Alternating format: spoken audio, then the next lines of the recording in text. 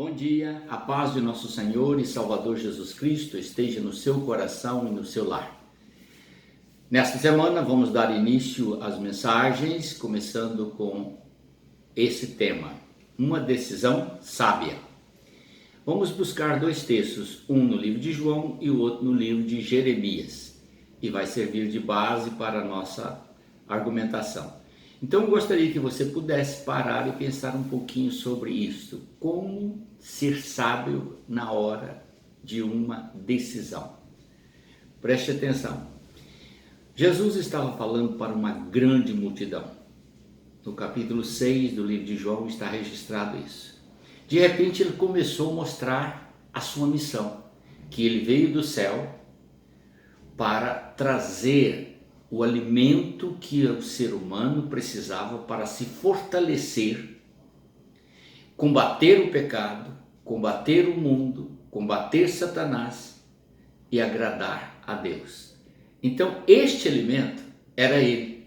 Então ele diz que ele era o pão que desceu do céu. E logo em seguida ele dá a entender que aquele que comer da sua carne, tomar e beber do seu sangue, já projetando a sua morte na cruz. Então ele está dizendo, aquele que olhar para a cruz, depois ele vai falar num outro texto dizendo assim, quando eu for levantado, todos atrairei a mim. Então preste atenção que você vai compreender o texto.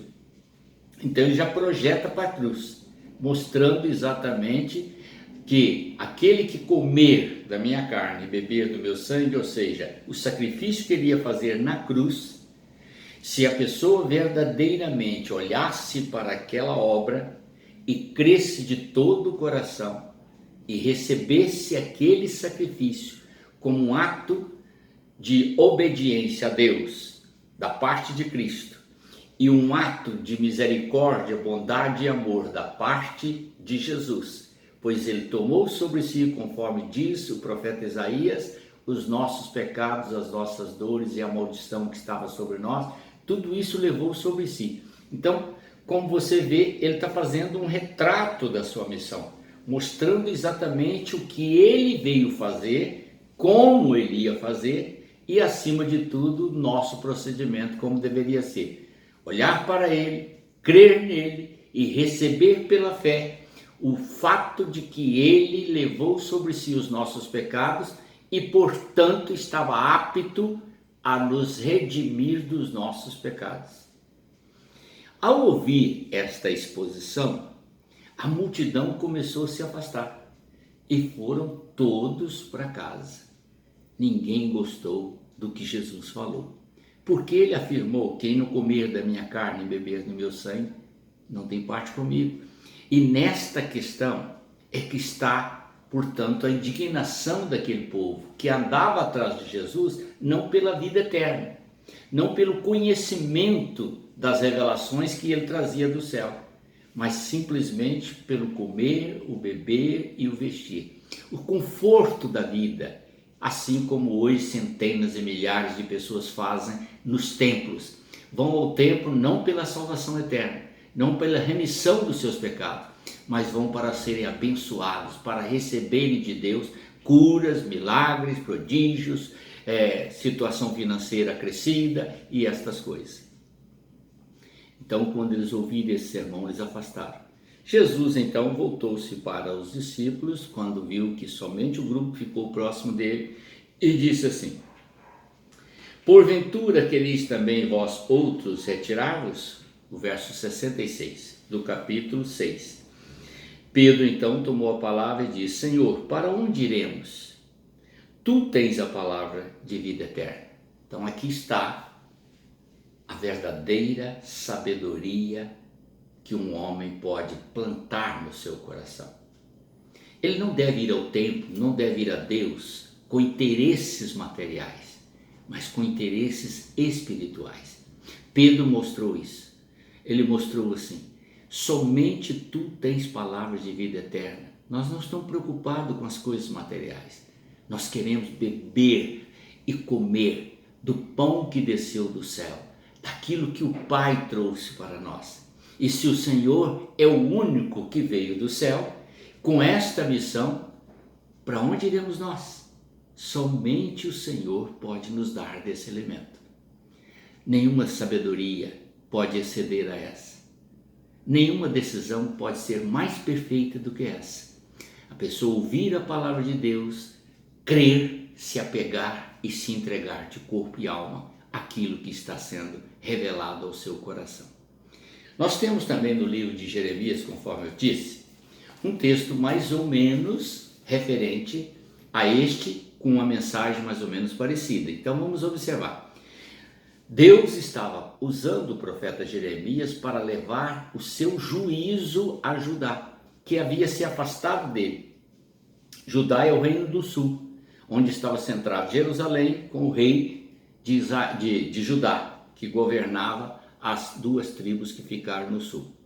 Então Jeremias levava uma mensagem de condenação se o povo não se arrependesse, visto que o povo havia se afastado do Senhor e estava ofendendo o Senhor.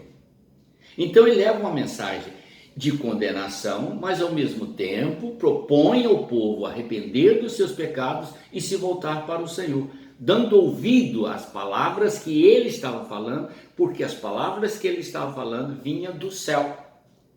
E Deus é que o inspirava e dava a ele aquela instrução. Assim como Jesus, que falou com a multidão e a multidão se afastou, e Judá também se afastou. Jeremias, portanto, dirigiu-se ao Senhor com estas palavras. Capítulo 14, o verso 19. Acaso já de todo rejeitaste a Judá? Ou aborrece a tua alma a Sião? Por que não feriste e não há cura para nós? Porque nos feriste e não há cura para nós. Aguardamos a paz e nada há de bom, o tempo de cura e eis o terror. Conhecemos, ó Senhor, a nossa maldade e a iniquidade de nossos pais, porque temos pecado contra ti. Aí Jeremias se inclui no meio do povo, confessando as suas culpas e a culpa do povo e dizendo: Senhor, nós verdadeiramente temos pecado contra ti e merecemos o que o Senhor está falando que vai fazer. Precisamos ser castigados. Aí, querido, entra essa parte aqui. Não nos rejeites, pois, não nos rejeites por amor do teu nome. Não cubras de opróbrio o trono da tua glória. Lembra-te e não anules a tua aliança conosco. Aí ele faz um apelo, ele roga ao Senhor para que se lembre do nome dele, que é grande, poderoso, santo e misericordioso, e que ele olhe para Jeremias e Judá com olhos de bondade e não com os olhos de justiça, porque a justiça do Senhor é implacável. E aí ele completa dizendo: acaso haverá entre os ídolos dos gentios algum que faça chover? Ou podem os céus de si mesmo dar chuva? Não és tu somente, ó Senhor nosso Deus, o que fazes isso? Portanto em ti esperamos, pois tu fazes todas estas coisas. Aqui está, querido. Jeremias então faz como Pedro: para onde iremos nós? Somente tu tens a palavra, somente tu tens o poder, somente o Senhor pode nos abençoar, somente o Senhor pode nos perdoar. Querido, não perca a oportunidade. Hoje é o dia de você parar, refletir e pensar: estou realmente preocupado em agradar ao Senhor ou estou vivendo a minha vida conforme o mundo dita as regras? As palavras de vida eterna procedem dos céus. E estas palavras produzem vida no coração daqueles que creem. Seja como Pedro: somente tu, Senhor, tem palavra de vida eterna. Seja como Jeremias: somente o Senhor tem poder e autoridade sobre tudo e sobre todos. Ai de nós se perdermos a tua misericórdia. Amém? Vamos orar. Pai eterno, agradeço-te por esta instrução. Que sejamos sábios em sempre optar pelo Senhor e nunca por nenhuma outra alternativa. É a bênção que eu te peço em nome do Senhor Jesus. Amém.